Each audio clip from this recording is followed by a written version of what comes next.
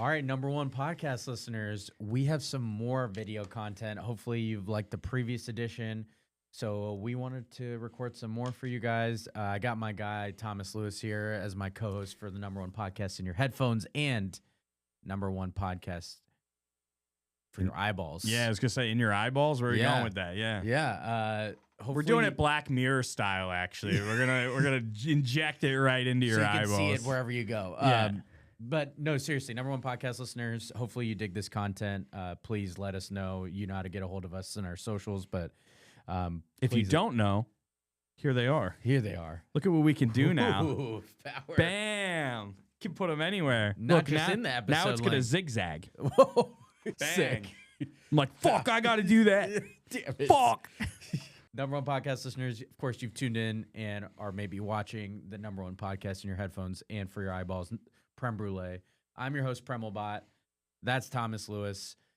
We did a NFL draft preview episode. Hope you dug that. We wanted to do a little just heart-to-heart mental health discussion. Some could call it a casual A conversation. casual convo with my guy, Thomas. And this is all happening because of you, so shout out to you.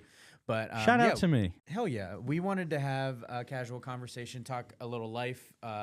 We talk so much sports all the time, but you and I do a good job checking in with each other. So this is our opportunity to do so for you, number one We podcast do listener. actually do a really good job checking in with each other. Yeah, even though we don't see each other often at all. Yeah. We definitely do a good job being like, hey, man, hope you're good. Yes, Like, exactly. It's not just sports related, not just for the content. It's genuinely caring. So. It's not just for the content as we make a podcast on mental health specifically. Well, hopefully it helps How you guys. can we monetize checking in on the homies? Like, that's the real question. How can we do? No, but a little bit of both. Let's put it that way. Yeah. Never heard. We're doing it anyway. Might as well monetize it. Yes. So I do want to use this episode to talk to you a little bit about your creative process and how it connects to mental health, of course. Yeah. But I think a nice way to start is to talk about your new short film coming out. Yes. Called Laurels. Yeah, it's a cool short. It's like a buddy comedy. Sweet. Yeah, it's a buddy comedy about two guys that get really high and start to hallucinate that they're winning awards in real life. And they appear on the screen, so there's like a meta play to it. It's really funny. I worked with the very talented Jake Fallon, Michael Ronca on it. They were both absolutely incredible in it. It was quite honestly like all cast. Sweet. Like 90% of like making something good is like just having good people on set. And Like, they'd probably say the other. They'd probably give you credit. I right? don't know. I think like Michael would give me credit, but I think like Jake would he recognizes it's mostly like it's cast. Like I mean, it's like anytime you do anything, isn't it better when like everybody gets along? Yeah, you know what I mean. And totally. like the hardest part of making like a short is quite honestly like keeping vibes high. Yeah, because like it's a short film, no one's gonna like get super famous off it, and Right. like. Even like short films like Whiplash, which went on to be like huge. The guy that played the drummer in that short film, he got like replaced for the feature film. Yeah. So like it's not. Yeah. It's rarely a stepping stone. Like a short film's Right. rarely a stepping stone. It's Sometimes for you get the to- art. It's for the art. You have Yeah. to like believe what you're doing. You have to believe in like each other. Yeah. And like, for instance, we had a guy flew in from Texas to be in this. Sweet. Like literally flew in from Texas. Probably lost money on the whole ordeal. Yeah. But like his name is Tyler Ivey. Shout out. Tyler. He quite honestly it's like you really don't understand what it's like to be on set with people. Like where you're doing mostly you're just like standing around. Like large portions of the time is like me and the crew like moving cameras around and like we really kind of saw it almost evolve, and it's like it really is like a I don't want to say silly comedy, but it's like the kind of thing that like you're going to watch it and you're going to laugh and you're going to be like, oh, that was just a really fun time, like the whole way through. Yeah. And it only comes off that way because everyone on set was having a fun time. Yeah. You know what I Can't mean? fake Like, it. yeah, like we had like a group of like goth kids, and like this one guy's like the leader of the goth kids. Yeah. And he like became like the leader of the goth kids. Like he was like DMing, he was like rounding them up, like getting everyone together. It was like, it's just like a really good vibe when you have really good people working on something. So, Thomas, speaking of not resting on laurels, Oh, nice. don't be resting on yours. Don't be playing yourselves and not getting yourself some magic mind here. I think it's due time that we Let's cheers get to this, Cheers, bro. Let's go. Cheers to laurels. Cheers to magic mind. I swear to God, every time I drink one of these, it literally drinks so easy. It's amazing. Like, it feels like water, right? Yeah. Like, there's no bad, because, like, I'll take a shot of anything and I go like this. Yeah. Like, if I take a shot of literally any alcohol, anything heavy, like, even my first sip of coffee in the morning. Yeah. Bad. This stuff goes down easy. Yeah. Magic Mind, #1 podcast listeners, talked to you about it a bunch. Magic Mind, don't play yourself. Don't rest on your own laurels and not take advantage of the special deal I have for you. I've been teasing it for a few episodes. Make that sound effect. I want that sound effect. This month, for a limited time, Magic Mind is 40% off instead of the usual 20%. If you've been playing yourself and not getting yourself Magic Mind, despite me talking about it, now is your chance to do it at even a higher discount. That's 40%. You can do so and get this limited deal by going to magicmind.com/Prem40. That's PREM, the number 4, the number 0. Enter the code Prem40, PREM40. That code's on your screen right now. Looking at the big center one. All right, look, ready? The code's here. You got to fucking catch it. It's going all over the place, dude. Oh, now it's bouncing from wall to wall like the little DVD menu. Is it ever going to hit the corner? Yeah. Let that thing go. Wait, it's flying to Premal. You got to dodge it. Bam! Prem 40. It's because I took Magic Mind. I was aware. Oh, that's what oh, you piece of shit. Yeah. Magicmind.com/Prem40. Enter that code Prem40 and you get 40% off. Don't play yourself. Get that monthly subscription, delivers to your door. You have it ready to go just like we did. I shout out the clean ingredients before. I rave about the turmeric. One of the other things that I love is that they include lion's mane, which is quite the trendy ingredient. It's a mushroom considered a superfood due to its high levels of antioxidants, beta-glucans, and other beneficial compounds that have shown to have health benefits. That's why this feels so clean. You feel good about it. It's got a matcha taste. Yes, if you're at home, it's got a matcha. I think it's one of the main ingredients on it, but it does have a matcha taste and does go great in coffee. It's very like Dump green this whole juice. thing. Yeah. So I felt hot drinking it. Yeah. Like you feel like you feel like you. What did we say earlier? I'm going to switch it up. Not every hot person drinks this, but everyone who drinks this is a hot person. Wow.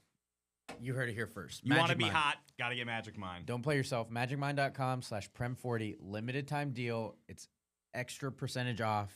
Don't play yourself. If you've really missed the boat on getting this, now's your chance to. If you already have, also use it. I'm cool with it. #1 podcast listeners. There you go. So anyway, Thomas, I mean, we're talking mental health. I think it goes to that whole you're only good as the company you keep. Yeah. It bodes in professional, like how many times you can be associated with the wrong group by who you hang out with, even at work, let alone in your personal life. So, So any like creative projects. Yeah. Like, you know what I mean? Like one bad attitude and the thing's fucked. It's just completely fucked. No one's going to have fun. It's idea of taking pride in what you do, who you are as a person. Despite it maybe not getting accolades, a short film like that, you take pride in what you're doing for. Yeah, and you're like, you believe in it. You believe in the people around you. It's like the way that it like mental health is so important in making good art is literally its clarity. Yeah. If you have bad mental health and like you're not doing like good upkeep on what you do, you're never going to have a good time making art. I couldn't imagine getting in the headspace for it. Like exactly. And it's like you don't want to get people that disagree. If people don't like each other, like Jake and Michael get along great. Jake's much nicer to Michael than Michael is to Jake. But like if they didn't get along, you can't fake chemistry. Totally. You know what I mean? You just can't fake chemistry. And somehow I think there's like 10 people in the cast or whatever, and like all 10 people got along. Like we wrapped like almost a month ago. Yeah. And probably a month ago by the time this airs. And we still like DM. Like we're still like all in the group chat, just like hanging out, like chatting, like going to each other's shows. Oh, you've got to play. I want to be there. Oh, you're in this. Let me repost it. Like it's a lot like how honestly, like think of it like how you and I do stuff. Yeah. Like, have you ever needed something and I haven't helped? Absolutely have I ever posted something that you haven't like reshared or reposted? Totally. Or, like, absolutely not. Because I think like if Julie or I have posted something for sale, I get an email that you bought one within 30 seconds. Yeah, like not absolutely. 30 seconds goes by where the art's not being supported. I mean, I think it's the easiest thing to support your friends and what they're doing. And it takes a lot of guts to be a creative because you're really putting yourself out there no matter what. It could be a comedy that you wrote, but it's still personal to you. Well, see, that's like not. Well, I'm just gonna get. I'll just get deep fast. Yeah. Like when you think about being a stand-up comedian, it's like it's so hard on your mental health because a huge aspect of doing stand-up comedy is being likable. Yeah. It's like being likable. Like who's like a big comedian you know these days? Like Shane Gillis. Yeah. You know, have you ever seen any of his specials or anything? Okay, great. Funny guy. Yeah. He goes on SNL. He bombs 2 monologues. Yeah. All right. He bombs those monologues because they don't like him. Yeah. You know what I mean? Like he's antagonizing the kind of people that go to SNL shows. Those aren't his people. Yeah. It's like a stranger's crowd. No one's getting a ticket to go see Shane Gillis. Yeah. He's objectively a funny guy. Like he's a very funny guy. I watched Tires is like a great show. Great show. Yeah. Incredible show. Like he's a very, very funny guy. But when he's not being liked, it doesn't hit. Right. Like when you see Shane Gillis content, where is it? It's like on his friend's podcast. You know what I mean? It's at his shows. It's in his sketches. It's all like controlled in his world. And like that's an example of like someone who tends to kind of lean to the one side that does like him. Yeah. And it's so natural in comedy because if you're not liked, it's not going to hit. Yeah. It's just not going to hit. I just saw a comedy show at Catch a Rising Star in Princeton. I saw comedian Nick Bailey. It was a stand-up comedy competition. I was judging, by the way. So, like, sweet. I know, probably like the meanest judge on the fucking planet to do that. But there was one comedian, Nick Bailey, and were his jokes like perfect? No. Was his set refined? No, none of that stuff. But like, the crowd liked him. Yeah. The crowd liked him the whole time. Yeah. And like, even when a joke was missing, no one really seemed to care. Yeah. And it's like, that's so like, it's hard to get into that mental mindset of needing to be constantly liked. Like, it's not healthy. That's taxing. It's not healthy. No. Like, a comedian going on stage every day is not healthy. Like, right. Because it's subjecting yourself to only external validation. It's all external validation. Like, I've done sets where I've bombed and thought I did a really good job. Like, I was like, those jokes are funny. Like, I've told those jokes before people laugh. I feel like shit. Yeah. I know I'm funny. And it's worked before. I know, but I still, all of a sudden, I'm like, oh, these jokes are done. Yeah. Oh, these are dead. Like, no one wants these. These are killed. I got to get new jokes. And it's like, just because some people didn't like me. Yeah. You know what I mean? And it's like, that's really, it's like quite fucked. Yeah. Like, it's why, like, look at like Robin Williams. Yeah. I probably just fucking weighed on him. And like, yeah, Robin Williams' son, like, runs like a number of programs now, basically, where he talks about like mental health and comedy and things like that. And I think it's like so fucking fascinating, quite honestly, because like everyone says this, but like Robin Williams had to be the last person on the planet you thought was going to take his own life. Yeah. Like he literally, if I had to make a list of 2 billion people, he'd be on the bottom.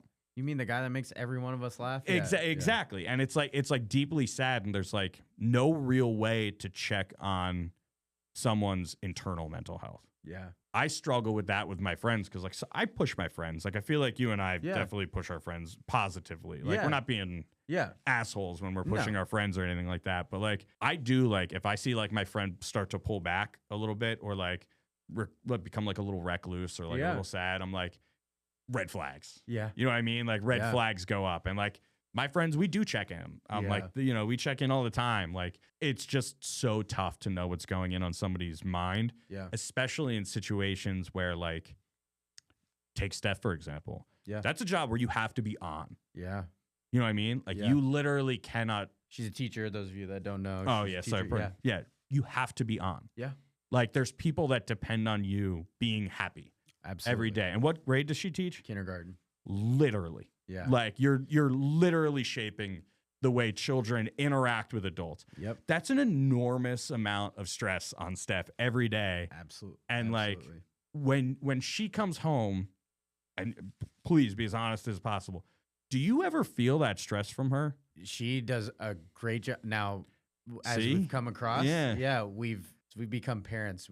We're very deliberate with checking in now. Yeah, you have to be. Where prior to having kids, it was a little bit easier to let that fly by night. Yeah, let that stuff go. But yeah, I mean, you can tell it impacts things, and you can tell when a day goes great or not great. But that's just me knowing her for so long. But you would never tell from the outside looking in if she had to answer your question. And like, how hard is that? Even like as a partner, Yeah. You know Steph better than anyone on the planet, Yeah. inside and out. You could probably read her mind at times. Yeah. You'll never really know. Yep.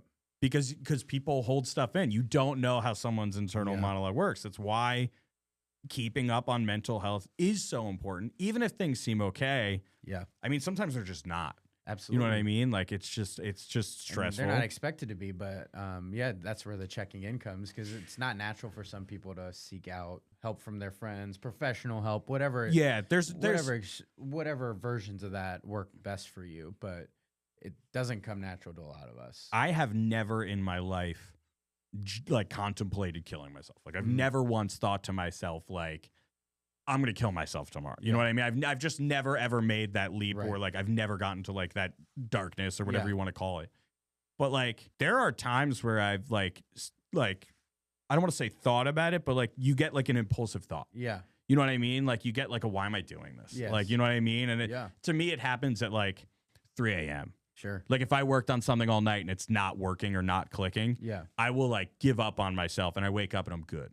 Yeah. Like I've never once thought about doing it. Yeah. But the fact that someone like me or us who is very, very aware of mental health, it can still, you know what I mean? I go to therapy all the time. Yeah. I was going to ask what you do being in the creative space and so deep in so many different facets, like short films. Yeah, it's tough. You're always exercising your creative juices, subjecting yourself to external judgment and validation at the same time. What do you do for your mental health? I quite honestly, it's like, please don't. I'm like, please don't take this to heart. But it's like literally people like you.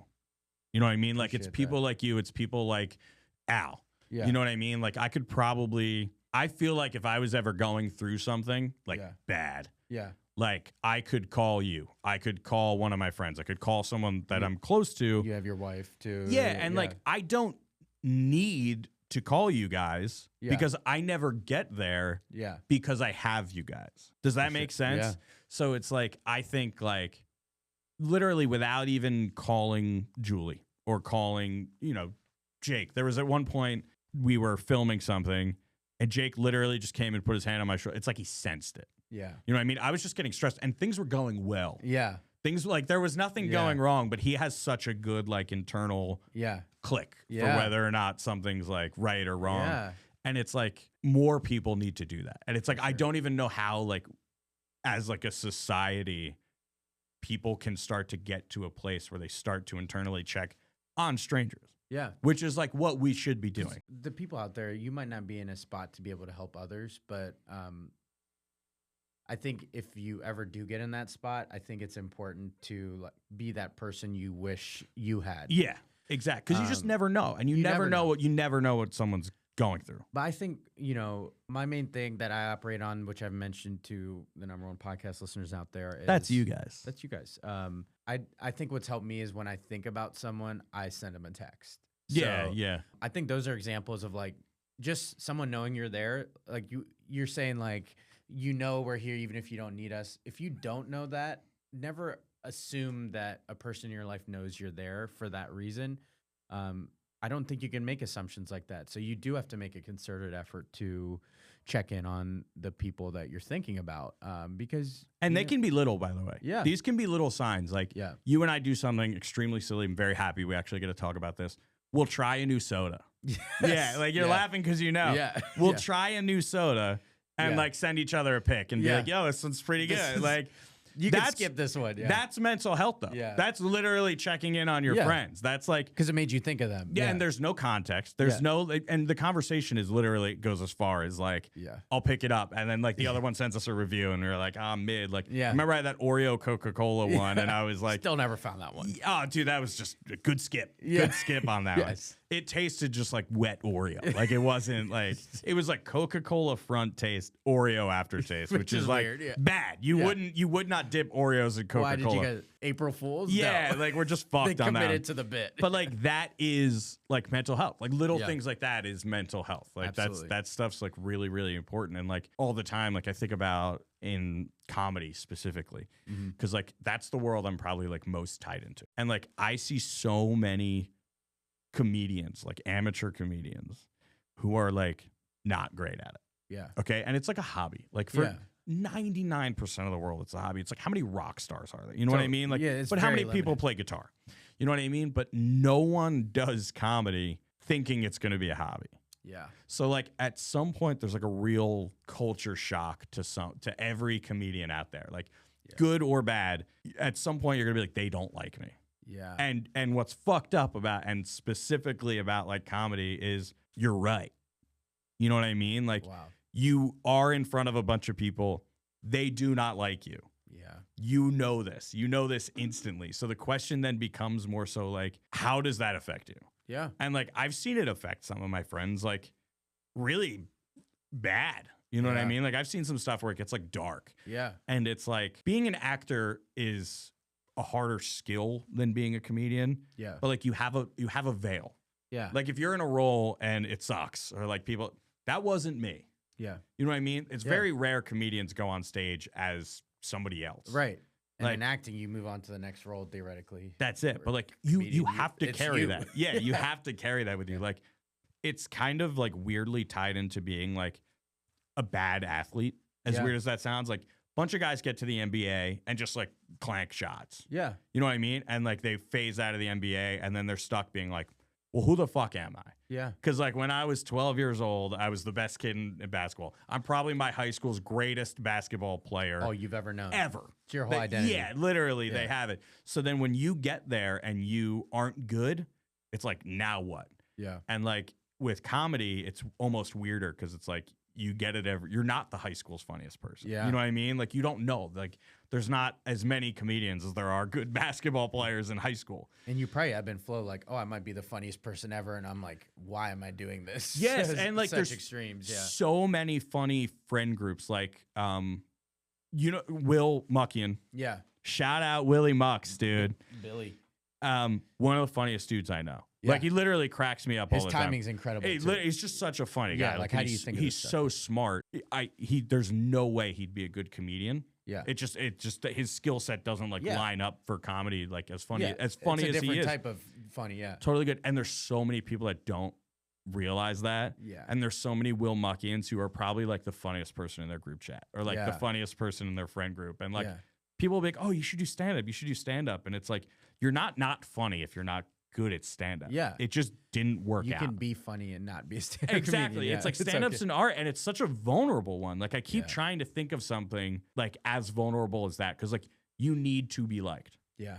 You just have to be liked. Your success is tied to it. You're literally tied to entirely being likable. It's like, I mean, a good example of an actor, like you can hate an actor and that was the point of their role. Yeah, like Joffrey Baratheon, like that kid, like from Game of Thrones. Spoiler alert, but like, he's not. I mean, if you haven't watched Game of Thrones at this point, fuck you. There's no spoiler alert. But like, everyone was made to hate that guy. I think he's done acting. Didn't he? Like, he retired. He literally was like, I'm out. Yeah, like that's it. Like Daniel Radcliffe, who played Harry Potter, famously takes shocking roles now. Yeah. He famously tries to separate himself from the thing that made him the biggest thing ever. Yep. And like comedy and like comedians do the exact opposite. Yeah. And like it's like so sad to think about.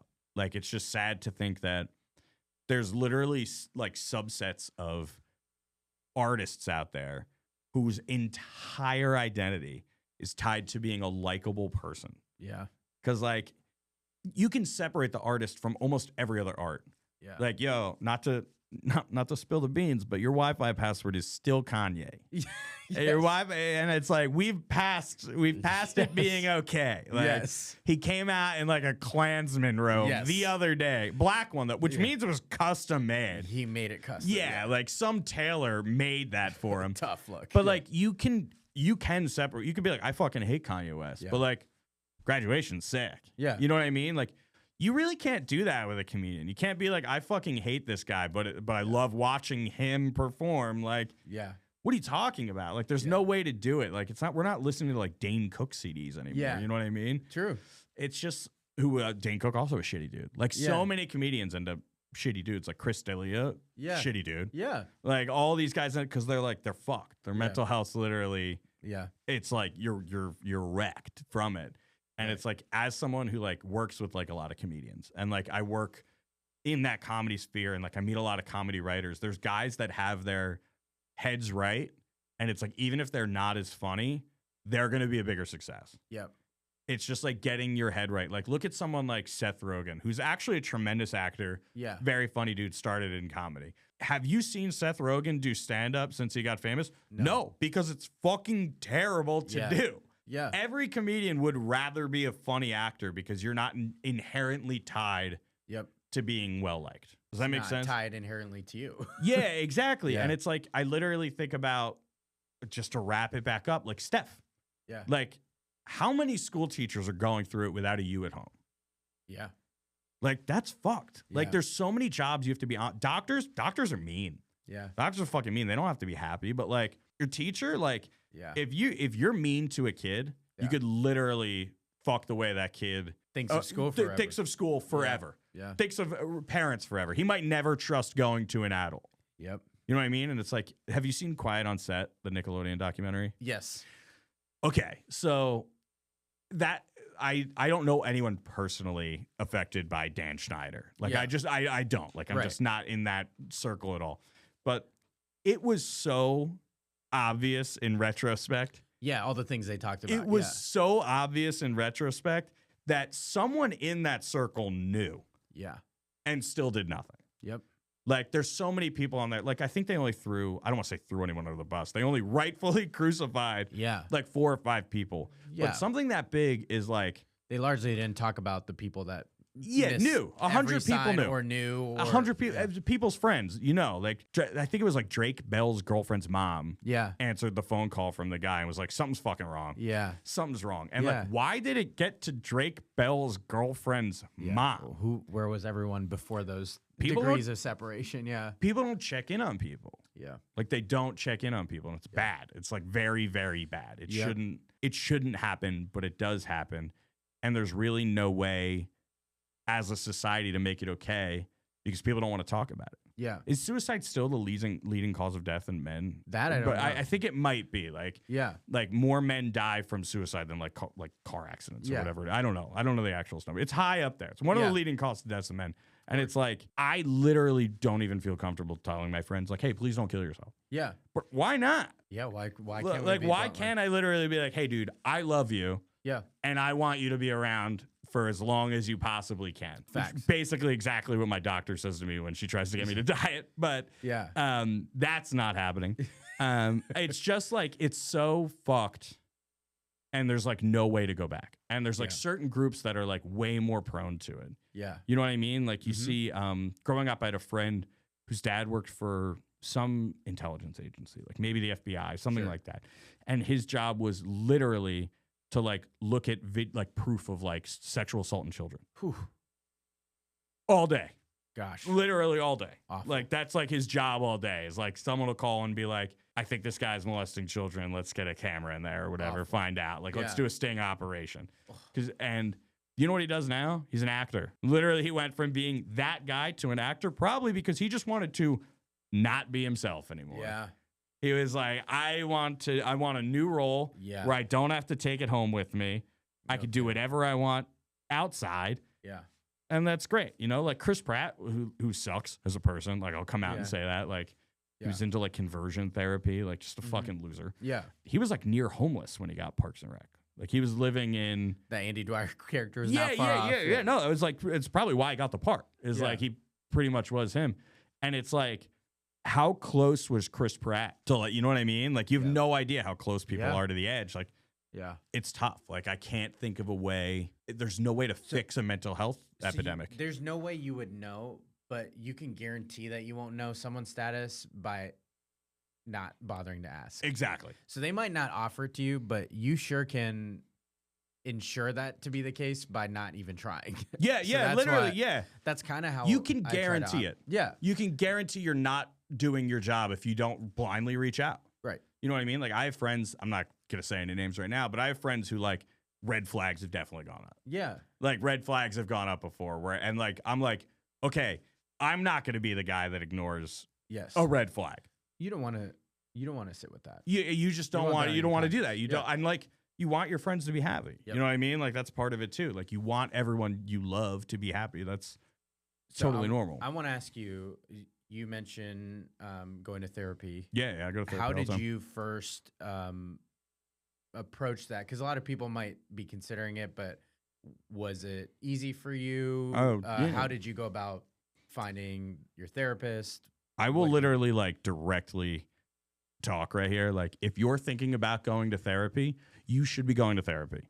There should be no blockade to going to therapy. Just go. There's no stigma. There's nothing bad. Especially in our generation, I think we do a better job about I have never once heard anybody be like, you go to therapy? Yeah. Literally, I see people get judged for not going to therapy more than I see them going to therapy. Oh, that person probably needs therapy. Yeah, like there's definitely been people that are like, oh, that person needs therapy. But was it as simple as like Googling therapists in your area at the so start?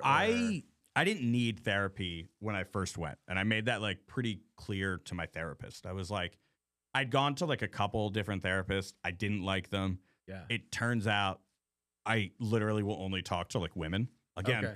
probably not good. Yeah. Like probably not healthy. Got to be something in there that makes that happen. But I didn't need to go. And when I went my first session, I basically told my therapist, I don't need therapy right now. I'm in a really, really good place. Things are really good. But I think now is a very healthy time to start going to therapy because if I need a therapist, I don't want to be starting new or too far. I don't want to be too far along. Great point. To where I should have had a therapist. Yeah. And I don't. So I went kind of preemptively and like that mental health upkeep has probably stopped me because like she's an email away. Yeah. You know what I mean? And it's like I travel a lot. So like unfortunately I cancel. Like I'll cancel therapy. But every time I've needed to go, she's there. We already have a relationship. Yeah. There's not, I wish, I'll just talk directly to my therapist here too. I wish I had more to give you. I know the sessions are boring. Like I know that these can be boring as hell because I'm just like, things are good. But like, I know I could go to her. Yeah. Like, have you done therapy? I've not done therapy before. Ever? No, never have. Yeah. See, you know what's interesting, and this might be a hot take, and you could weigh in on this. Like, you and Steph, super happily married. No one's. Have you ever thought about going to couples therapy as like you're both parents? Just preemptively. There's stress. Yeah. You know what I mean? There's stressors there. Like, it might be a good idea to go. Yeah. So that way, if you need it, it's not awkward. Yeah. You know what I mean? It's like, not like we're starting in a awkward spot or when things aren't ideal. Yeah, and it's not like, God forbid, again, no one's rooting for this, and they're very happily married. Just to emphasize, completely hypothetical here. God forbid you guys get into a huge blow-up fight. Yeah. Okay? And Steph's like, we're going to couples therapy. You could be feeling attacked by that now. Totally. But like if you go when you're healthy, she could just be like, hey, we're going Thursday. Yeah, it's a dual investment. You're in it together. Like I think couples therapy should be more common for happy, healthy couples. Because like there's little shit. Like there's fucking things I hate that Julie does. You know what I mean? But like they don't bother me. Yeah. I have suggested going to couples therapy as like an upkeep thing. Just like maintenance. Let's just go. Like let's just go for fun. Like let's just, you know what I mean? I don't want to bicker with you, but like we have the approach that it's always me and her versus the problem. Yeah. It's never me versus her. On the like, same team. Yeah. It's me and you versus the problem. So like what's the problem? What's your side of the argument? Like let's figure that out. And it's like you are a prime example of someone I would think has done therapy. Appreciate that. You're a very mentally healthy dude. That's quite the compliment. Yeah, like you are, like you've always been super upbeat. Like I actually don't think I've ever seen someone like dispel negativity as much as you. Yeah. Like it's genuinely hard to be in a bad mood around you, and I've tried. Appreciate that. But I think like even if you went to go once a month. Yeah.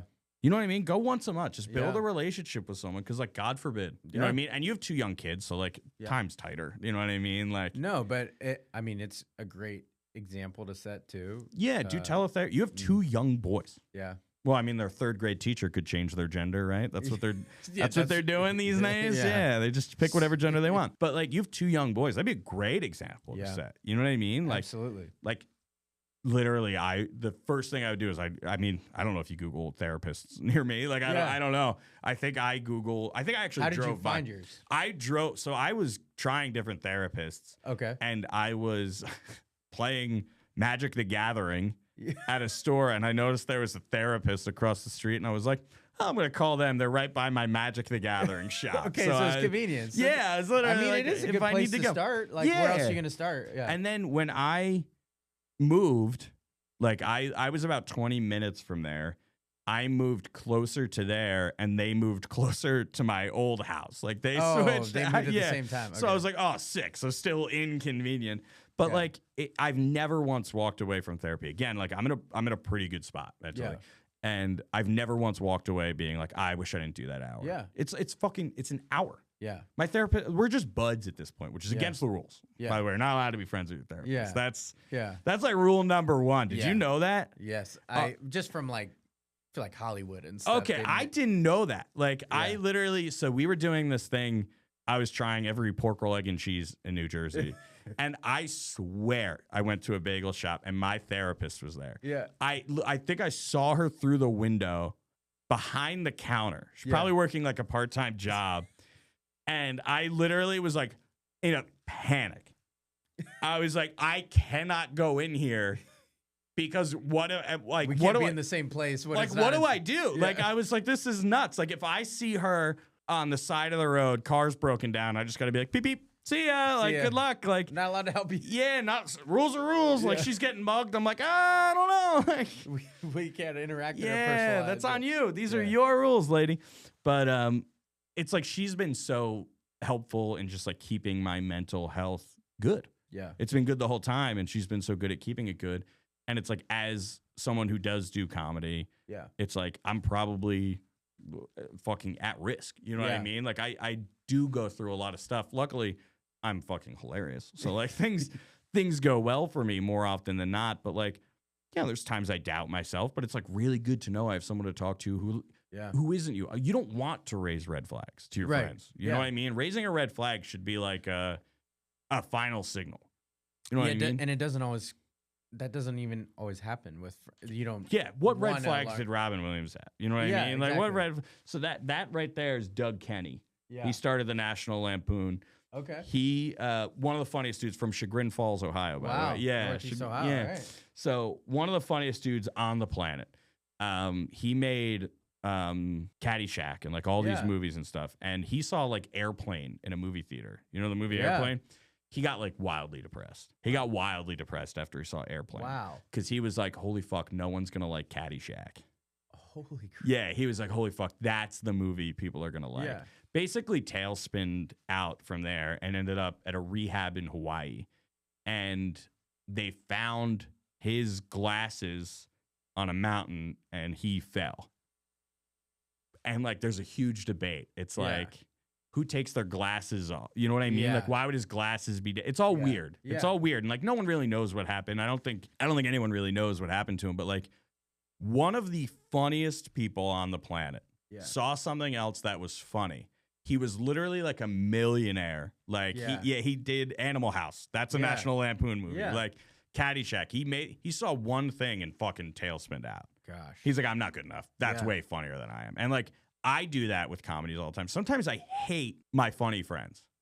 Like, do you know how much it pisses me off? Like, put it right back out there, Jake Fallon. Like, I wrote Laurels. It's a very funny script. By the time I was done, like, I very rarely laugh at my own like scripts. Right. I laugh at my own jokes. I think they're funny. Yeah. That's why I wrote them. But like, I very rarely laugh at my own scripts. And I remember reading Laurels back, and I'm like, it's fucking funny. Like, this is just funny. And Jake Fallon shows up to set, basically like had the script for like a week. Starts ad-libbing things while we're reading that are funnier than what I spent months writing. Rewriting. Like literally rewriting, panicking, and I'm like, it's perfect. And he'll just go in there and he adds like a little like twang to it, and I'm like, I fucking hate you. I can't believe you just did that. Like I fucking can't. Like and you nailed seconds. it. Yeah. And you nailed it. He doesn't do stand-up comedy. He does improv. But he doesn't do stand-up comedy, and it's like, it's so annoying that that's my craft. And it's like, you can almost relate. Like, you know what I mean? Like, I could imagine snapping. Yeah. Like, imagine, like... Yeah, if you weren't doing what you're doing. Yeah, imagine your entire life is based on external validation about being really good at this one thing. Yeah. And someone else is just better at it. And there's literally nothing you can do. Yeah. You know what I mean? It's got to be like, you got to feel like Paul George and LeBron James, dude. It's like... Yeah, I'm the great. Raptors against LeBron. This guy just fucking... I'm trying my absolute hardest. Yeah. And I have no recourse here. Yeah. But it's like... It's so tough to separate it as a community because it's you. Yeah. You know what I mean? It's just you. And there's like not many other jobs where it's you and you have to be liked constantly. And like SNL recently made like kind of a switch. Do you watch SNL? Uh-huh. SNL used to be like the fucking bad boys of comedy. Yeah. Like it was on Saturday nights because they didn't want kids watching it. Yeah. Like it was raunchy, it was like raw, it was like aggressive, and it was incredible. It was literally like trailblazing. Now it's just like parodies. Yeah. Now it's just like pop culture references over and over. It's a very watered down version of it. And Lorne Michaels, who's been like the creator of SNL forever, and I think he was he does like cameos and things like that. He has such a good grasp on it that like even though it's made this entire metamorphosis change from like literally like raw underground comedy, like comedians no one's ever heard of, to like now we're pulling in like pseudo celebrities and like we have great hosts every night. It's like the mental health it actually takes to completely change your entire identity of what you do and it still be successful is fucking rare. Yeah. It's rare in literally anything. Like imagine Steph retired. Imagine you retired tomorrow. Yeah. You know what I mean? And like you work in a very, I don't want to shout out your job if you don't want to say it, but you work in a very job that people disagree with a lot. Yeah. You know what I mean? And it's just tough to like, I could see it mentally weighing on you. And one day, let's say you stop, okay? And you start doing something else. And now all of a sudden you love this new thing you're doing. Yeah. And you're like, this is the best. Like that's mental health. Yeah. That mental health is literally getting yourself out of situations you either don't like or can't sustain because like you'll go crazy trying to push yourself. Like multiple SNL comedians have died from drug overdose because of how high stakes it was. It was the funniest thing on the planet. I mean, SNL's okay now. Yeah. It's good for chuckles. It's not the funniest thing on the planet before. It used to be like the bastion of comedy. Now that it's was like funny your opportunity to see comedy. Yeah, that was it. It's like this is the funny, these are the funniest people. And like a lot of those SNL guys, by the way, were former National Lampoon writers for Doug Kenny. Yeah. So Doug Kenny basically, I think he turned down making a National Lampoon TV show, and Lorne Michaels, genius, was like, fucking idiot. Yeah. I could make this TV show and I can make it funnier than you even could. Yeah. And it's just so tough. It's just got to be so taxing as a creative person. Like I don't deal with it as much, mostly because I do take like a lot of upkeep in my mental health. But it's so taxing as like a comedian to get on stage and need to be liked. Yes. Every single day. Like we're about to start showing Laurels in like theaters, and like you're gonna be able to just like short showings, nothing like huge. There's no nationwide release. We're renting theaters, things like that. And it's like there's no way I could be there. Oh, really? There's no way I can be there. You don't like no way. Okay. There are jokes in there I swear are funny. Yeah. And like every time I watch it, the level of laugh. I don't hear the laughs, I will go fucking crazy. Yeah. And if I went to 10 showings and at least at every one showing, someone laughed at every single joke, wouldn't even mean anything to me. All I'd think about are which showings didn't they laugh at certain jokes. And you know what? There's jokes that are like, or why didn't more people laugh? Why didn't more people laugh? Why aren't we doing all this? Like Laurels are like the little magical wreaths that go on a movie poster. Yeah. Like that's a laurel. And like it kind of all started because like comedy is just all about validation. Yeah. So I was like, what if we literally made a comedy about validation? Yeah. You know what I mean? It was literally like, what if their whole life is just like validation, and things like that. And it's like, I'm really excited for people to see it. Like I really think everyone did a really good job. Shout out like my entire cast. Jacob Fallon did great. Michael Ronco was great. Cassidy. Shout out you, man. Yeah. You know what? Shout out me. Not only that, I wrote, directed it. Yeah. I'm editing it. It's tough, you know. Honestly, putting it out into the world in itself is a big shout out to you. Yeah, it's tough. It's really tough to. Yeah, you're just talking about needing validation. You're putting it out there to be judged by the people. So that in itself is a big thing. That's why in mental health, I think celebrating your victories is easier said than done. I don't think people recognize themselves enough. You're one of those where you do a lot for other people. Speaking of, of course, you have to be. You don't do those for validation, but you still deserve the validation. So I think that's it's you know, I will say it's not that I don't do it for validation. Mm-hmm. It's that I know, like for reference, I just drove 8 hours to be here to do 2 pods with Prem. Yeah, and like I know that if I had a showing in New Jersey that was very important to me, you'd be there. Totally. You know what I mean? Like, it's just like, it's not a matter of validation, and it's not like I call it friend equity. Yeah. Okay, there's like a friend. I believe in friendship equity, which is basically just karma. Yeah. It's like you don't owe each other anything. Yeah. We don't owe each other a single thing. There's not a single thing you and I owe each other. But like, isn't there an inherent desire to do things for each other because we know you would do it for the other person? You know what I mean? Sure. Yeah. Like, there's just like, it's like you build equity with people. Yep. You literally build equity with people. Just like when you're on stage, you build like equity with a crowd. They laugh at some of your jokes. You get a little leeway on like the less funny ones and things like that. And it's like friendship equity to me is like, that's good mental health. You know what I mean? It's like, am I being a good friend to those people that are being good friends to me? Because I guarantee if you are being a good friend to friends that are good to you, you're going to be in a better place mentally. Oh, for sure. I think that is a major factor in checking in on the company you keep and them reciprocating it. It's hugely, hugely beneficial to your mental health. I do things like meditate. Oh, hell yeah. Shout out the shirt. Shout out Ransom Supply. Waiting on that sponsorship, Ryan, by the way. But oh, fuck. He just called you out directly. I called you out. Yeah. But meditating's big for me, and I didn't know where to begin with that. I'm like, as an Indian man? Yeah. Don't be a stereotype. No, but I didn't know where to begin with that. So I just sought out like workout apps that included meditation, and it's helped me kind of get in a space where I'm able to get there myself. I've had a cousin suggest like certain types of music gets her in the space of doing that. So like really calming, and you'll see that if you take a meditation class, they'll usually incorporate that. I've done meditation. I did like David Harshada Wagner. He does like I liked guided meditations. Yes. Yeah. That's what I mean. A guided meditation is a great place to start. Yeah. We're talking about things like you did preemptive therapy. If you're not in a place where you thought to do that and you're thinking maybe it's too late, that's not the case. You can still do things like Google therapists near you and see who's near you, even if you're not in a healthy place of maintenance like Thomas is. Now, if you are in a space that you are healthy, that's fantastic advice, because you can be like Thomas, who's in the most judged profession there is. It sucks. And is seeing it work for him. So if you're in a space like him where things are good, this might be the time to try it and mimic what he did. But if you're not in that space, that's okay, and it's not too late to go either. Just don't be afraid to find the right one for you. If one's not working out, just like you did, you found ones. You finally found one that you vibe with. Yeah.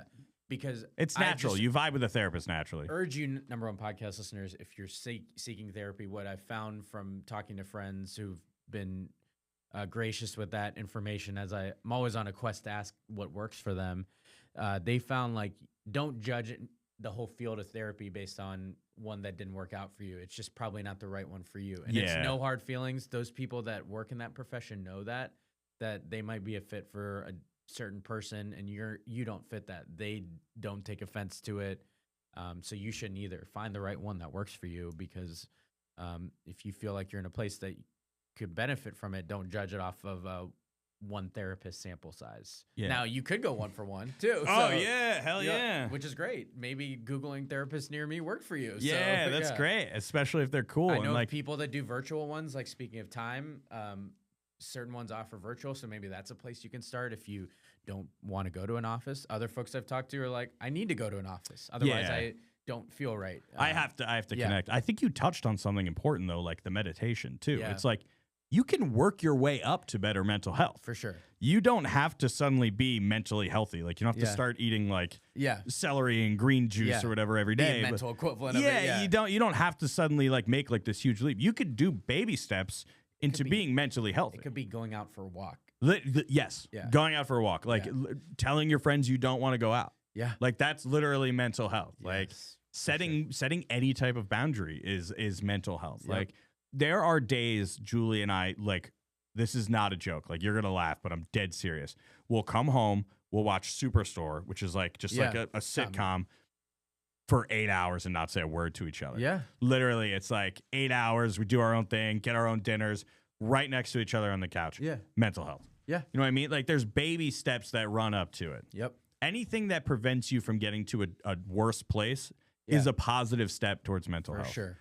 But actually, to wrap it back to literally not getting to a dark place and like comedy and all that jazz, it's like, when you think about your life, like, are you happy with it? Yeah. You know what I mean? And it's like, and what steps can you take to either come to grips with your life and your reality? Because people struggle. Like, there's not, I kind of hate this, and I see this all the time from like online influencers, and it like really fucking pisses me off, especially like as someone who works like entirely in a creative field. It's like, I hate when they say like, you could change your life tomorrow. You can make these steps. No, you cannot. No. You know what I mean? It takes like real work. It takes real work. And for some people, it's not even possible. Yeah. Like, if I had to pick like a charity I'd work with, it'd be like unhoused people. Yeah. Like, I very often, like, I have never carried leftovers past an unhoused person. Yeah. Bam. Yeah. Here you go. It's yours, dude. You need it more than me. Yeah. I wish I could do more.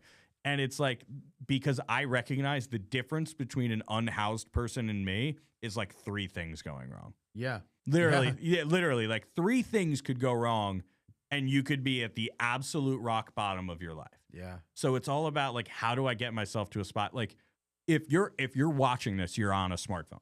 You're on a laptop. You're on a computer. You're in a better situation than a significant portion of people are.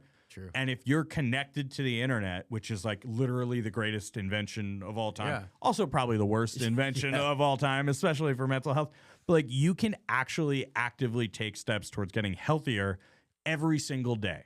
Honestly, maybe if you're watching this on an Instagram reel, swipe on by, go to the next one, turn your phone off, put your phone down. Yeah. We're gonna say, I'll give you 15 seconds. I'll cut it. Just keep your phone off. Just close your eyes. Yeah. Take 15 seconds right now. Go to the next one. I'm sure it's some hot chick. It's someone better looking than us, and she's probably bouncing around. It's a reel of LeBron James. Yeah. The man on the Lakers.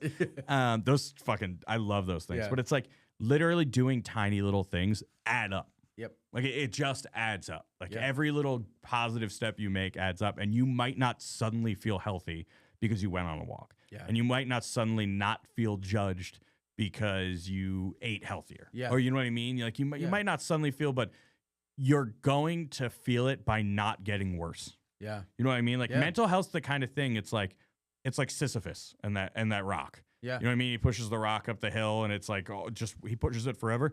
Yep, that's literally it. It sucks. No one asked to be born. We had no fucking say in this. Yeah. We are, and every single day we have to work hard to make sure that not only are we healthy, but the people around us are healthy and happy as well. And we have like a responsibility to do that. Yep. It's not like something you could just you're never going to casually stumble upon being healthier mentally. Yeah. You have to make active decisions towards doing that. Yeah. And I think it gets lost on a lot of us because of like, there's so many influencers out there, and the internet's like, the internet's so fucking fake. Yeah. Like, the internet's such bullshit. Like, the internet, it drives me fucking crazy when I see people I go to I went to school with, I see their Facebooks, they're posting statuses, and they're like, happy birthday to the best husband ever. And I'm like, okay, pretty sure he abused you. Yeah. Like, why are we doing this? Yeah. You know what I mean? Like, I understand relationships are complicated, but like, maybe just don't post fake bullshit on Facebook, because you don't realize you could be poisoning the well for somebody else. Yeah. You could you could be normalizing that shit behavior to like your cousins. Yep. You know what I mean? Like, there's a responsibility to your fellow human being. Yep. To take good care of your own mental health. Yep. You know what I mean? Like, it's like a DUI. Yeah. Like, it's like, I will not drink and drive. I just won't do it. It's just, I'll do tons of fucked up shit. Yeah. I can't drink and drive because I could potentially be taking the decision to live out of someone else's hands. Yep. People don't realize that's like, this is the single most country with the most shootings. Yeah. You know what I mean? It's like, we have so many school shooters. Yeah. You know what I mean? They sell Kevlar backpacks. What society needed to create Kevlar backpacks where the solution was Kevlar backpacks and not fixing whatever the root issue was? Insane. Because at some point they got to Kevlar backpacks. Yeah. There wasn't one school shooting. I think why did we need to make this? Yeah. Why did they make Kevlar blackboards now? Have you seen like the school doors that like those like fold out bulletproof squares or whatever? It's like, how did we get to a place where mental health, forget gun control, I really don't give a fuck. Yeah. How did we get to a place where mental health became the least of our issues? Yep. When quite literally every single person has to live with their consciousness 24/7. Yep. There's no way to escape your own body. Yep. Don't give up. If you're struggling, if it sucks, keep going. Yeah. Like, I promise you. Small deposits like you're talking about. Literally, a $1 a day. Yeah. $1 a day, baby. That's all it takes. Make small, significant steps towards being healthier. Be honest with yourself. Yeah. Internally, if you're honest with yourself, you'll just be so much healthier. Celebrate the small dubs. Like you said, put the phone down for 10 seconds. Yeah. But that's enough. Like that's enough. People are going, 10 seconds are going to do everything. Yes, it is, because 10 seconds is going to do anything if you're that hard on yourself either. Like, it's okay to celebrate the small wins, especially if you're not in a place to celebrate them. Like, okay, not doing the thing that's making it worse is a positive, like you mentioned. Yeah. Like, you actively stopped yourself from doing what wasn't working, and that's a win. Every step in the right direction cannot be discounted. Yep. Like in any single thing that you do. But also, like, not going the wrong direction. And if you do go in the wrong direction, it's not the end. And it's never too late. It's never too late. That's what we were just talking about. I love that you go to therapy preemptively and just for maintenance almost. But if you're not in that good place, it is not too late. It never is. Even just Googling it is a win. The fact that you thought to do that for the first time, taking that step is a win. That's like, take care of yourself. Like, your phone is like fucking poison. I'm on my phone all the time. You know what I'm gonna do right now? I'm gonna pull up my screen time. Oh boy. Oh, this is bad. Let's see. What do you think it is? For someone who uses it all the time, I'm gonna go. What does it do, daily or weekly? I think it's daily. Let's pull it up. Let's do. How do I even get to 9 hours or 10? Or we'll go. I'll go above 10.5 hours. 10.5 hours a day? Yeah. Okay. Ooh, I'm at 9 hours. Okay, good. Do you have your phone? Where's yours? Oh shoot. Let's see. Let's call you out. I'm on my phone 9 hours and 3 minutes a day. That's fucking atrocious. All right, screen time. Okay. I'm at 5 hours, 6 minutes. I'm on my phone 4 more hours than you every single day. That's bad. Yeah. That's really bad. Like, well, for someone who does it, I was thinking it'd be more. So there you go. There's a positive. There's a win. I'm going to get that down to 8 hours and 50 minutes by next week. But that's it. But also, if you get it down to 8 hours and 59 minutes, that's still a dub. Actually, definitely the most important thing you just said on this podcast. You cannot let yourself down unless you choose to let yourself down. Good one. You literally cannot possibly let yourself down unless you actively decide to let yourself down. It's okay to fuck up and lose and fail and try and make comedy and it sucks. It's okay. Just keep doing it. Also, those of you that are in a good space and are checking on your friends, family, whatever, make sure you celebrate for them. If you feel that kind of call it like, maybe it's overly general, call it like self-deprecation, but make sure you recognize the wins in the people around you too, because they might have their own inner voice is the only one they're listening to and they don't hear it. It might be obvious to you that they're doing great, but if they haven't heard it, they haven't hit that external validation. And maybe that's all they need to kind of jumpstart their own internal dialogue. So the next nice thing you do for a stranger could quite literally change that person's entire life. Totally. Could quite literally change that person's entire life. Send a whole reverberation, a butterfly effect in how they choose to operate with the people around them. And maybe that sounds like crazy or like, I don't think it's crazy. I think it's spot on. Yeah. No, I think that's extremely accurate to say. For sure. That one nice gesture that you do even for yourself could literally make the world a better place. Literally could make the world a better place. Facts. Whatever you decide to do. Literally, it could be loading up some hot chick's Instagram and fucking jerking off. Like, if that's what you want to do, if that's what makes you happy, if that's mental health to you, go for it. You know what I mean? For one of those today. Dua Lipa's single, bro. Like, we can't let this go. Sydney Sweeney's single. We're in the best time to be alive right now. Not letting go of that. Like, there's hot single chicks out there. Or guys, whatever. Yeah, or guys. There's hot single people out there. No way that Timothy Chalamet relationship with that Jenner is real, though. They were hugging up on each other. That girl eats him alive. Well. No way. There's no better way to wrap this up, right? Yeah. Then you can't fuck. The one thing you can't do is fuck Timothy Chalamet. He's fucking taken. He's Keep taken. your fucking hands off Chalamet, all right? You fucking heard me. And the Not Jenner Timmy. girl, too. You don't play fucking basketball. Don't look at the fucking Jenner girls. You know fucking rock star. You know, everyone, podcast listeners. You know, I usually wrap up with too much sense, but this whole casual conversation's been too much sense. So hopefully you enjoyed this. I've been promising some more mental health positivity, mental health content, not just sports content. You know, we're here for you, number one podcast listeners. Man of the people, a co-host of the people, Thomas, an exercise in positive mental health. This man made a trip for me to do this and this content for you all. So I hope you have even the smallest gesture for someone else, or someone does that for you, because you deserve it. I hope you know you deserve it. Even if you're not hearing it, you can trust me. I wouldn't lie to you. I only fib about sports. So It's true. Yeah. number one podcast listeners, you know the drill. Like, comment, subscribe. Hopefully you like this video content. Let us know how you feel about it. Hopefully you dig it. I want to shout out Sycamore Studios for Yeah, having shout us out in. again. Sycamore Yeah. Studios. Incredible spot. Yeah. What town are we in? I don't even know where the fuck we Plain are. City, Ohio. I'm in Plain Sycamore. City, Ohio. This podcast studio is beautiful. Amazing. The visual studio is beautiful. Yes. The people here are They're incredible. great. They're learning to cut hair right now. Yeah. Live right now. They're doing hair cutting sessions so they can Wow. cut their own kids' hair. That's called good parenting. Great parenting. My mom used to use a bowl, and that was the same bowl we threw up in. Yeah. See, That's- we live and you learn. Generations. You live and you learn. But I want to thank you, number one podcast listeners, for tuning in, watching this content, hearing the content, however you consume it. You know the drill. Tell a friend to tell a friend. Check on your people. If you're not in a place to do that, make sure you surround yourself with people that do that for you. And you pay it forward when you do get in a good spot. Thomas, I want to shout out your short film coming out soon, Laurels. Let's again. go. Yeah. Okay, so you can watch Laurels.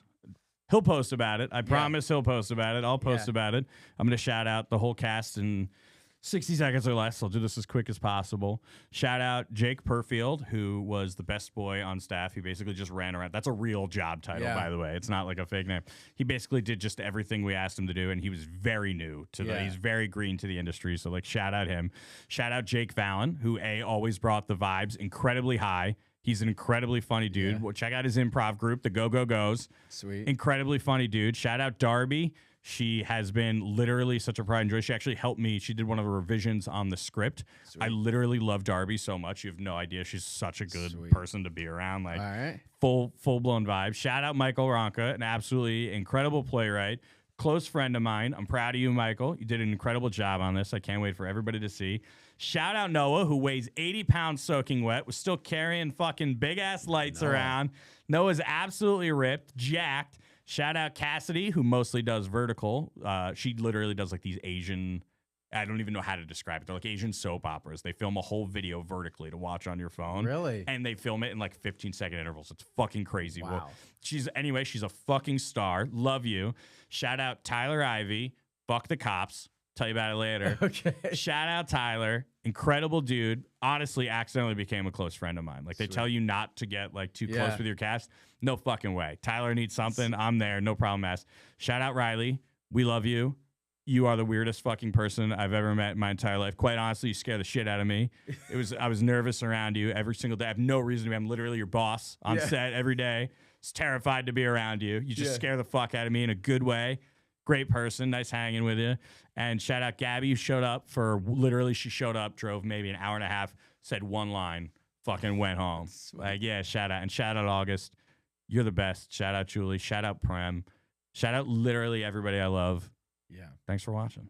Shout out you for Laurels, and I'm sure all the people involved in that would shout out you, because it wouldn't happen without you, and it's cool to put that content out. So, and you ain't fucking Chalamet. You're not fucking Timothy Chalamet. Yeah. And thanks for coming all this way and having this casual conversation. It's nice to get back to it and talk. It's cool to hang. Two dudes talking mental health. It's good. Oh, yeah. Thanks for watching. Thanks. Bye.